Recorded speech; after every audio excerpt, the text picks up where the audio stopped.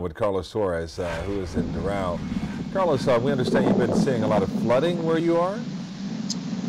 Calvin and Lori, not much flooding at this development that we are at here in Doral. As you can probably hear, the story, at least at this in this part of Miami-Dade County, remains the strong winds that have come and gone over the last couple of hours, even though you take a quick look at the radar and you get a sense that the more severe stuff is obviously already passed. You don't have to walk too far outside of this development to get a sense of exactly what we're talking about when it comes to the winds out here. We're going to take a quick walk here. Again, I'm at a development just off of Northwest 74th Street.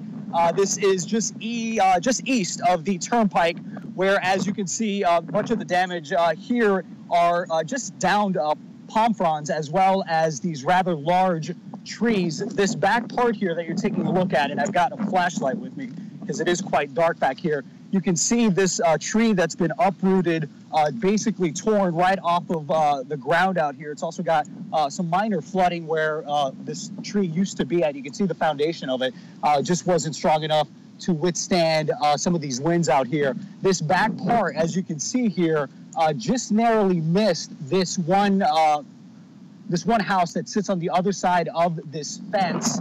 Much of the damage, again, here at least, seems to be widespread at this development, and a lot of it is just contained to these rather large trees that have unfortunately just not been able to withstand the strong winds. I spent the night in this part of the town, and the winds were howling. I mean, most of the homes out here have their hurricane shutters up. A lot of them either boarded up or they evacuated. You're taking a look at the back part of this parking area, and as you can probably see now, the rain has moved back in.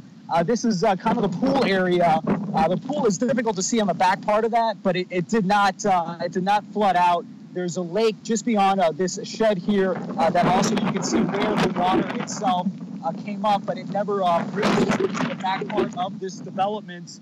We're going to go ahead and take a quick walk on the other side of things here. By and large, it seems that power in Doral, it depends on where you live within the city limits, because we never lost power where we are staying, but we did have some other family members that live just to the south of this development, and they lost power. They also reported not widespread damage. What they seem to have experienced throughout the storm were the shingles off the roof of homes. They could hear that throughout the night. But where I stayed the night with folks, we didn't have a single problem. The power flickered on and off, but for the most part, the power never left. It went off maybe for a couple of minutes at one point, but it's really done a really good job. Just on the outside of this development are another series of high-rises, as well as a shopping center. And out in the distance, you can see, obviously, the power is still on. This is another rather large tree that unfortunately could not withstand the strong winds, which, as you can see, are still howling at this hour. It's been quite windy the entire time. And every so often, you'll get that same break that everyone sees and experiences, and then you go outside and you take a quicker look at things and you realize that you're kind of still dealing with what's left of this storm. This car here, quick look inside, you can see there's some Gatorade and just some other supplies out here.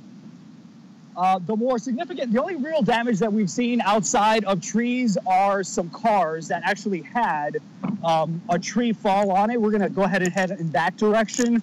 It's really dark in this part, as the homes themselves have power, but by and large, the actual, the lighting that's on the street does not have any power. And so a lot of stuff out here is in the dark. This is another tree on one of the homes that fell out. You can see the root of it there. This is the exact same tree. It's almost like the same tree in every single house, just wasn't built, it didn't have a strong enough foundation to withstand any of these strong winds as we keep walking out here. We've seen a few folks walking around. They were taking a look at things, but there didn't seem to be a whole lot of damage. This is the one car that we did see. This is the root of this tree. You can see where it fell out, and then it fell atop this car. And so you can see where that took place. got the back part is smashed in. You can see there's glass everywhere.